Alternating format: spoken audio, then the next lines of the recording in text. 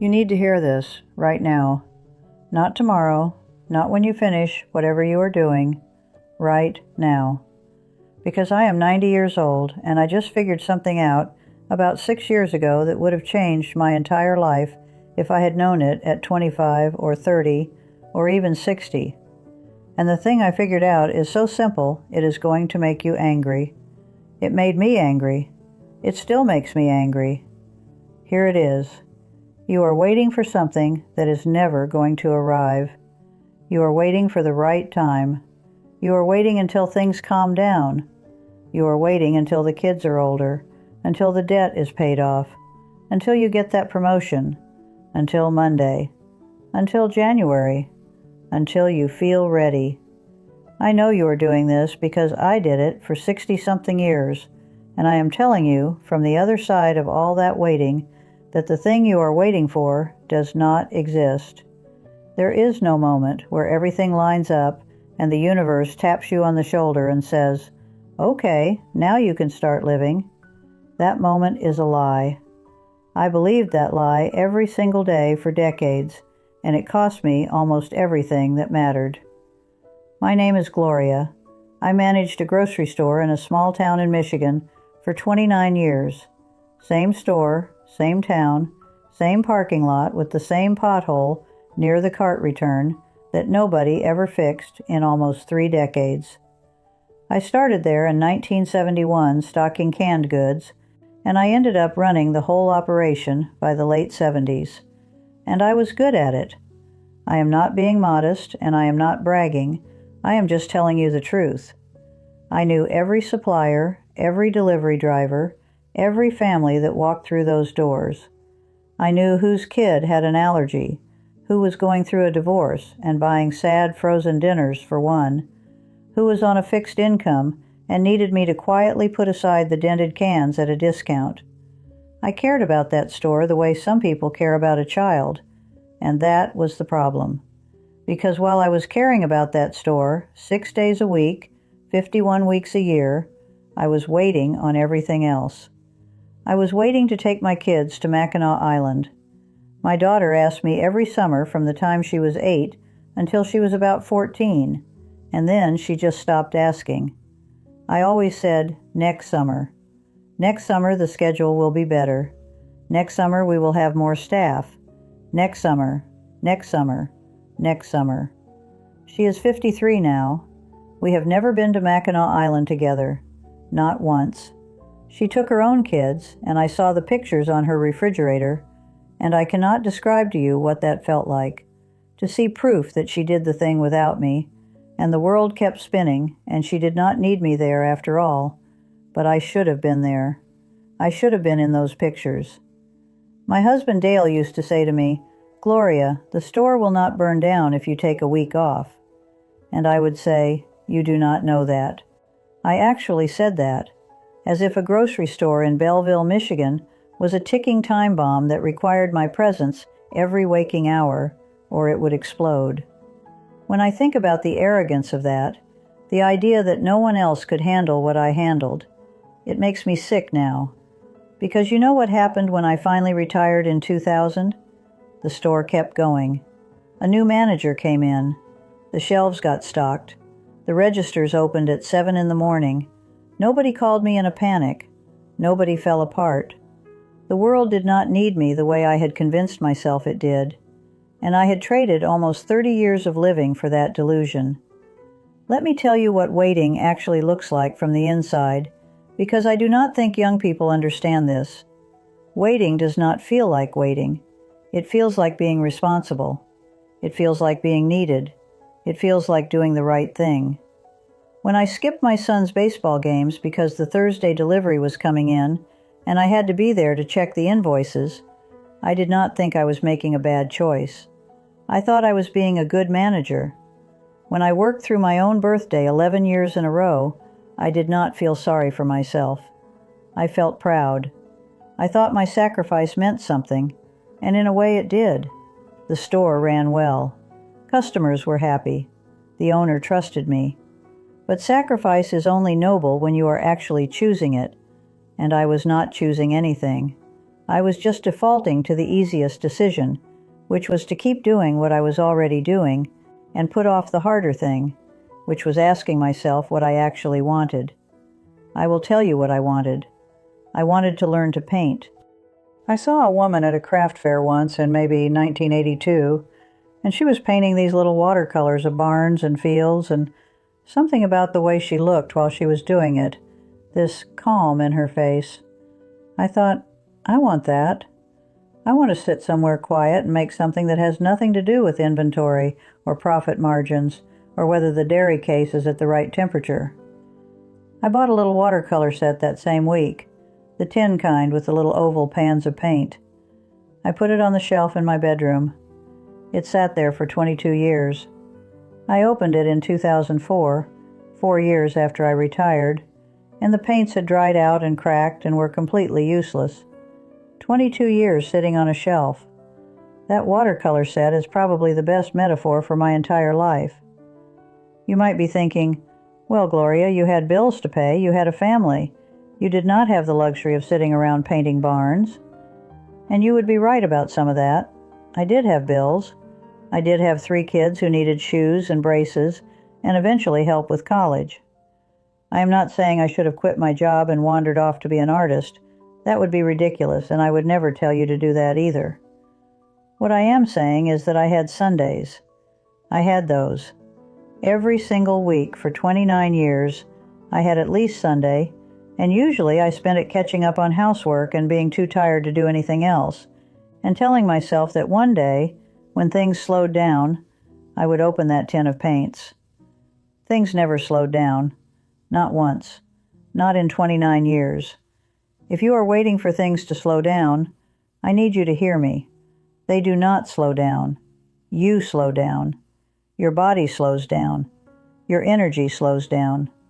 And one day you look up and you are 70, and your hands shake a little, and your eyes are not what they were, and the thing you were waiting to do requires a steadiness you no longer have.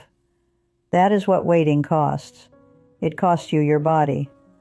My husband died in 2014. We were married for 55 years. And I need to tell you something about those 55 years that I have never said out loud to anyone. For about the last 15 years of his life, Dale was sick. Not dramatically sick. Not the kind of sick where you rush to the hospital and there is a big moment. He had diabetes and it just slowly took things from him. His energy, his eyesight, his ability to walk more than a block without stopping. And during those 15 years, I kept telling myself that when he got better, we would do the things we had always talked about. We had always talked about driving out to see the Grand Canyon. We had always talked about going to a Tigers game at the old stadium before they tore it down. We had always talked about sitting on a beach somewhere warm and doing nothing for an entire week. He never got better. He got worse. Slowly and then quickly. And by the time I realized that better was not coming, he could barely leave the house. The last trip we ever took together was to the hospital, and we came home without him. So let me ask you something, and I want you to be honest with yourself. Who are you waiting for? Whose better are you counting on? Because the people you love are not going to send you a memo when their time starts running out. They are just going to get a little slower, a little quieter, a little further away. And then one day the chair across from you is empty, and you are going to sit there thinking about all the things you were going to do when the time was right. The time was right 1,000 times, and you missed it because you were busy. I know some of you are watching this thinking that you are different, that you are 25 or 30, and you have so much time that this does not apply to you yet. And I want to talk directly to you, because you are the ones I am most worried about. You think time is this big open field stretching out in front of you, and you can get to things whenever you want. I thought that too. I was 35 and I thought I had forever. Then I blinked and I was 50, and I thought, okay, well, I still have time. Then I was 65, and I was starting to panic a little. Then I was 75, and the panic was constant and quiet, and I stopped talking about it because who wants to hear a 75-year-old woman say she feels like she has wasted her life? Nobody wants to hear that. So I just kept it inside and smiled at Thanksgiving and told everyone I was fine. I'm going to give you some things I wish someone had grabbed me by the shoulders and screamed at me when I was your age. The first thing is that your job will replace you. I do not care how important you are, how much they rely on you, how many times your boss has said we could not do this without you. They can. They will. I ran that grocery store like it was my own heartbeat, and they replaced me in 2 weeks. 2 weeks. 29 years of my life, and the transition took 14 days. If your job can replace you in 2 weeks, it does not deserve 30 years of your Sundays. The second thing is that the people who love you will stop asking. My daughter stopped asking about Mackinac Island. My son stopped inviting me to his baseball games. My husband stopped bringing up the Grand Canyon. They did not stop loving me. They just learned that my answer was always going to be, not yet. And eventually, not yet sounds exactly like no. If someone you love is asking you for your time right now, today, this week, you need to understand that they are not going to ask forever. People protect themselves. They stop reaching for someone who keeps pulling away, and they find someone else to reach for. Or they stop reaching altogether. Both are devastating. The third thing is that rest is not a reward you earn. It is a thing your body needs while it can still use it. I did not take a real vacation until I was 64 years old. 64. I went to a lake house in northern Michigan, and I sat on the dock and I cried for about 2 hours because I did not know what to do with myself. I had so completely lost the ability to be still that stillness felt like a punishment. I had to teach myself how to relax, like a skill I had let atrophy. Do not do this to yourself. Rest now, not because you have earned it, but because you are a living thing that requires it. The fourth thing is the hardest one, and it is this. You are allowed to want things that do not make sense to anyone else. You are allowed to want to paint barns. You are allowed to want to learn piano at 47. You are allowed to want to go back to school at 52. You are allowed to change direction completely, to want something so quiet and personal that you cannot even explain it to your spouse or your best friend. The things that call to you in a whisper are the things you are going to scream about on your deathbed. I know that because I am almost there, and I can hear that little watercolor set rattling around in my chest every single day. I want to tell you one more thing, and then I will let you go. About 5 years ago, so when I was 85, my granddaughter bought me a new set of watercolor paints.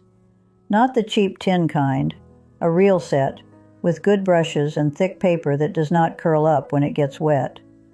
And I started painting. At 85. My hands shake. My eyesight is not great. The barns I paint look like they have been through an earthquake. But I sit at my kitchen table every morning with a cup of coffee, and I paint, and I feel that calm that I saw in that woman's face at the craft fair 43 years ago. I finally have it. It took me 43 years. 43 years of waiting. And here is what makes me want to reach through this screen and shake you. It did not have to take 43 years. It did not have to take 43 months. I could have started the week I bought that first little tin. I could have painted on Sundays. I could have painted for 30 minutes before bed. I could have painted terrible, awful, embarrassing paintings, and no one would have cared, and I would have had 4 decades of this feeling instead of 5 years of it. You have something like that. Some quiet thing you keep pushing to the side. Some little whisper that you keep telling to be quiet because you are busy, because it is not practical, because you will get to it later. I am begging you, do not wait 43 years. Do not wait 43 days. Go do it this week. Go do it badly. Go do it when you are tired and it does not come out right and you feel foolish. Because foolish and alive beats dignified and full of regret every single time. And I would know because I have been both. I am 90 years old. I have had a good life. I raised 3 kids who turned out okay. I kept a store running that fed a town. I was married to a good man who deserved more of my time than I gave him. But the thing that I know now, the thing that took me almost my entire life to understand, is that waiting is not patience. Waiting is fear in a nice outfit. It looks responsible. It looks mature. It sounds like I will get to it when the time is right. But it is just fear. Fear that you will fail. Fear that people will judge you. Fear that the thing you want will not be as good as you imagined. And so you wait. And the years go by. And one day you are 90 years old, sitting at a kitchen table, painting watercolor barns with shaking hands, grateful that you got here at all, but grieving every single year you spent waiting for permission that was never going to come. Do not wait. You have my permission. But more than that, you do not need it. You never did.